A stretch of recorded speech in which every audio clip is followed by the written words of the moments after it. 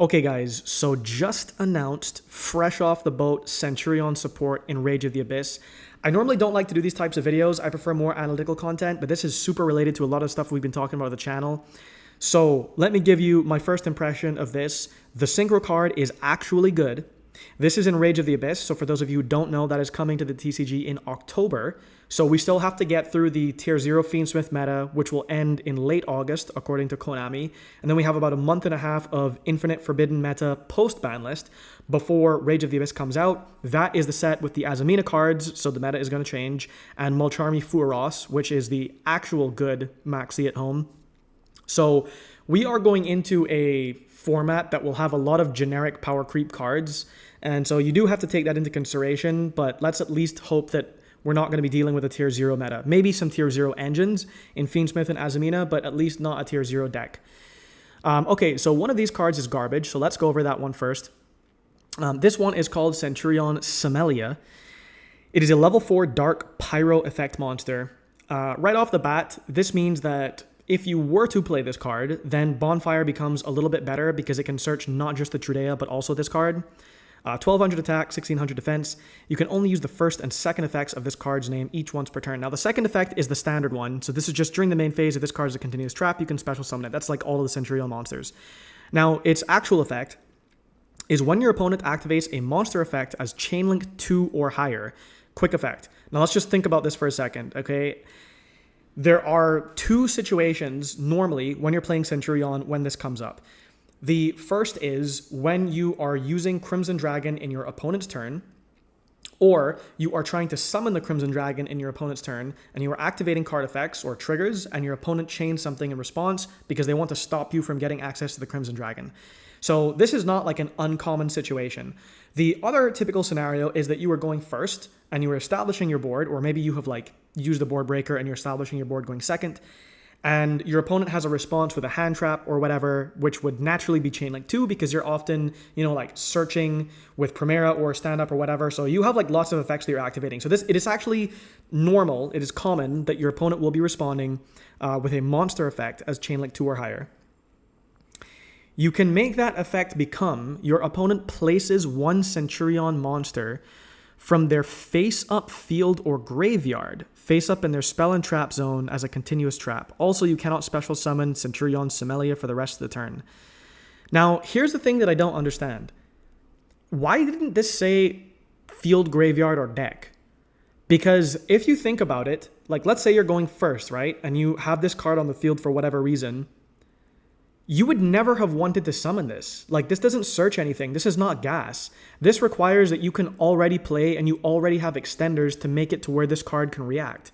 And then even if you were in that scenario, why would you want to lose a material that you have on your field and put it into your spell and trap zone? Because like all of the Centurion cards all have this thing where, also you cannot special summon blah, blah, blah for the rest of the turn. Like if you normal summon Primera, okay, so you haven't even used the effect to bring itself out of the spell and trap zone, and you use the effect to search, you can't special summon it again, no matter what. Like you can't even Monster Reborn it. It is illegal to special summon that card again. So like if you normal summon to Primera and you somehow have this on field, okay, and your opponent goes like Chain Veiler to the Primera, and then you change this and you place the Primera into your trap zone, you can't bring it out that same turn. It's just like, first of all, I don't even know why that restriction exists. Maybe they thought that sticking this in the main phase was not enough of a restriction, but this just seems so bad. And then like, how are you going to have stuff in your grave anyhow at this point? Like if you're going first, normally they're going to Veiler you or Imperm, which you can't even respond to because it's not a monster effect, before you've even got stuff in the grave. So this just seems absolutely horrendous. I don't know why you would ever want to tutor this out. I'm like, The best case scenario is that you've made your play and then you bring this card out on your opponent's turn as like some type of like weird interaction where now that you do have stuff in your grave, you can change their monster effects to just be giving you advantage, but that's still like very weird. You can only stand up synchro out of turn once anyhow. So this card is ass. Yeah, the Centurion Semelia later. Okay, now the actual insane broken card. Let's see how we're doing for time. Oh my lord. Okay, so Centurion Primera Primus. Level 8 light spellcaster synchro tuner effect monster.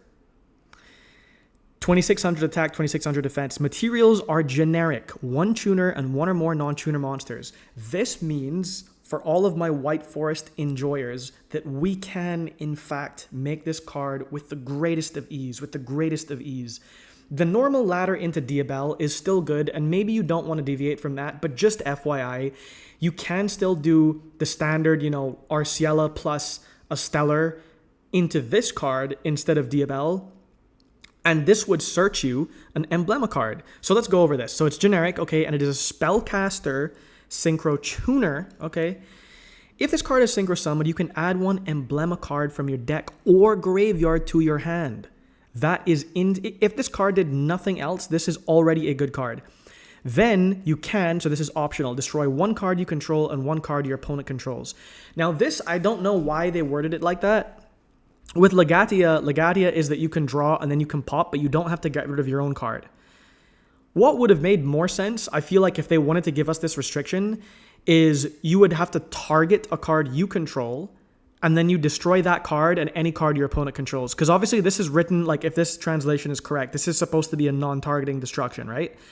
But if we could target our own card, we could target a Trudea or Primera in our back row, and then we could chain the Trudea or Primera in response so that on resolution, it would no longer be destroyed because it would be a monster card.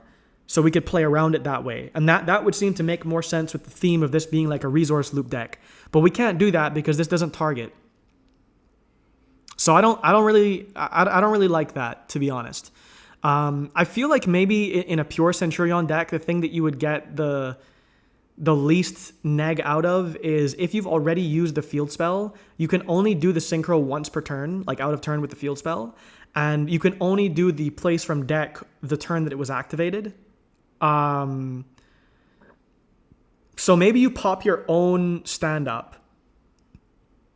But yeah, I don't know why they made it this way. This special summon card cannot be destroyed by battle unless it was summoned from the extra deck. So, that's I don't really think this matters that much, to be honest. But anyhow, if face-up Centurion cards you control leaves the field by an opponent's card effect, you can special summon this card from your graveyard. Now, effects like these, I think are like they're reasonable effects, and I think they would be healthy for Yu-Gi-Oh! But based on the current state of power creep, etc., this is just seems very easy to play around. And if we enter into a bestial meta because of Fiendsmith, we're not going to be well positioned to be resolving these types of card effects. Yeah.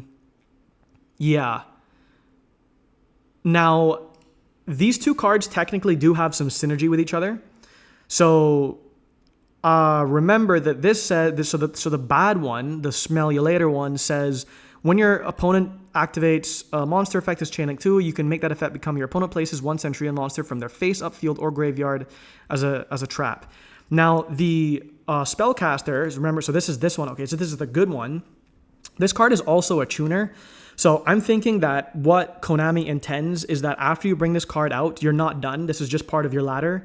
And remember that both Wake Up and Gargoyle and Trudea can level modulate. So it's not like you're stuck with an 8 and then another 8 and you can't go into a 12. You can like almost always get an 8 and a 4, right? So like if the Primus gets put into the grave because you were laddering into a 12, this card, the Smell You Later, will have this as a target in the grave, and you can special summon the Primus from the grave, and then the second effect will be in application where it can't be destroyed by battle. But again, this is such an irrelevant effect. I don't really see how that matters.